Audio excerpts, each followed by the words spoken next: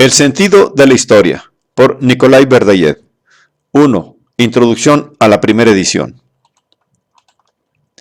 Nikolai Alejandrovich Berdayev nació en Kiev en 1874, en el seno de una familia de tradición militar, e inició sus estudios en la Academia Militar. Pasó después a la Facultad de Derecho de la Universidad de Kiev, pero en 1898, antes de haber terminado los estudios, fue arrestado y deportado a Vologda por pertenecer a un círculo socialista. Esta circunstancia vino a truncar para siempre los estudios oficiales de un hombre que, posteriormente, había de revelar una asombrosa instrucción, una amplitud de intereses filosóficos, culturales y sociales, más asombrosa todavía, y un extraordinario talento como escritor y publicista. Al igual que otros muchos jóvenes estudiosos contemporáneos, Berdayev simpatizó al principio con el marxismo, pero pronto sintió la necesidad de una revisión filosófica del mismo, para lo cual se sirvió de las ideas neokantianas entonces de moda. Una vez superado este estadio, pasó al realismo religioso, sobre todo bajo la influencia de Vladimiro Soloviev, y comenzó a elaborar gradualmente su propia concepción cristiana del mundo, cuya idea dominante y casi obsesiva es la de la libertad creadora. En 1902, juntamente con Bulgakov, otro ex-marxista que volvió a la ortodoxia y llegó a ser más tarde un teólogo ortodoxo de fama, y otros autores, que luego se hicieron célebres en la filosofía rusa, publica la antología Problemas del Idealismo, que anuncia el paso de la inteligencia rusa del marxismo a la investigación filosófica profunda, a la reflexión sobre los problemas morales y posteriormente sobre los religiosos. En 1909 aparece, bajo la égida de Berdayev, una segunda antología, que fue como un examen de conciencia de la inteligencia rusa y un manifiesto del renacimiento cristiano. Se trataba de un libro celebérrimo, cuyos ecos todavía perduran. En 1918, Berdayev colabora en una tercera antología, prohibida por Lenin y de la cual se publicaron clandestinamente unos pocos ejemplares en 1921, que enseguida fueron confiscados. En 1922 fue expulsado de la Rusia leninista junto con una veintena de filósofos que habían mantenido una actitud de resistencia frente al marxismo oficial. Vivió en el exilio, primero en Berlín y luego, a partir de 1925, en París, en donde murió el 24 de marzo de 1948. Entre la amplia gama de intereses filosóficos de Berdayev, la filosofía de la historia ocupa un lugar preeminente, tanto por la cantidad de obras dedicadas a ella, el sentido de la historia, la filosofía de la desigualdad, la nueva Edad Media, etc., como por la temática misma, que aparece en la mayoría de sus escritos. La obra que aquí presentamos fue escrita durante su exilio en Berlín e hizo célebre en Occidente a su autor. Fue traducida al francés en 1949. Más que de filosofía de la historia, trata de historiosofía, y busca en las profundidades del ser, de Dios, los orígenes, la razón de ser, las leyes, los avalares, el significado y la finalidad del drama de la historia. Tomando como modelo las primeras filosofías de la historia, el libro de Daniel y la Civitas Dei de San Agustín, ve en lo histórico la manifestación de lo metafísico, pone al descubierto las insuficiencias del método ilustrado en lo que respecta al estudio de la historia, del cual reconoce los indiscutibles méritos científicos, a la vez que muestra las insolubles aporías.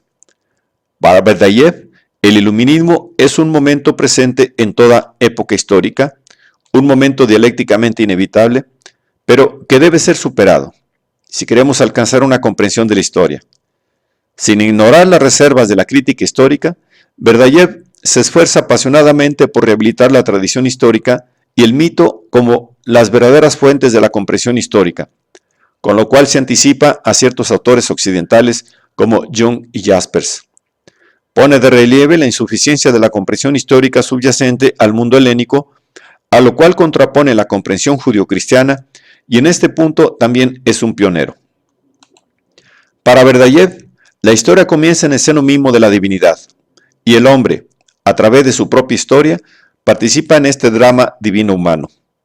Solo en Dios es posible comprender el tiempo y la eternidad, el principio y el fin. En general, El análisis del tiempo constituye uno de los momentos sobresalientes de esta obra. Por el contrario, su comprensión de la divinidad, que guarda grandes semejanzas con la de Boehme, aunque sugestiva, resulta más problemática. Un capítulo especial y original viene dedicado al destino del pueblo hebreo, con su grandeza y sus límites, con su función preparatoria del cristianismo y del socialismo. Según Berdyaev, que en esto sigue Schelling, solo en el cristianismo de una comprensión plena y exhaustiva del misterio de la historia, entre cuyos aspectos originales, que son muchos, destaca el de haber liberado al hombre del terror a las fuerzas de la naturaleza, preparando así el advenimiento de la ciencia moderna y de la técnica. También aquí aparecen barruntos que anticipan el debate sobre el secularismo, tan de moda hoy. El capítulo sobre el Renacimiento y el humanismo es un canto a las conquistas de esta época extraordinaria de la historia de la humanidad, de la cual destaca su belleza y fecundidad, a la vez que muestra cómo y por qué se malograron sus ideales. El Renacimiento y el humanismo llevaron la concepción puramente humanística de la historia a su apogeo, pero también al absurdo. El final del Renacimiento y la crisis del humanismo se estudian en dos capítulos llenos de iluminaciones fulgurantes y de presagios. También aquí se anticipa la temática del final de la época moderna, ilustrada posteriormente por un célebre libro de Guardini. Nietzsche y la máquina, Comte y Marx, democratización y desintegración del ideal humano, Dostoyevsky y el humanismo cristiano, son aquí otras tantas voces que se entrecruzan, se superponen, se contradicen y terminan por darnos una visión global, sugestiva y estimulante de este grandioso fenómeno. En el capítulo dedicado a la teoría del progreso, el talento de Berdyaev alcanza una vez más las cimas de la genialidad. El autor muestra las generosas aspiraciones y las inevitables contradicciones inherentes a aquella teoría y sitúa la posible solución del drama de la historia en un plano escatológico.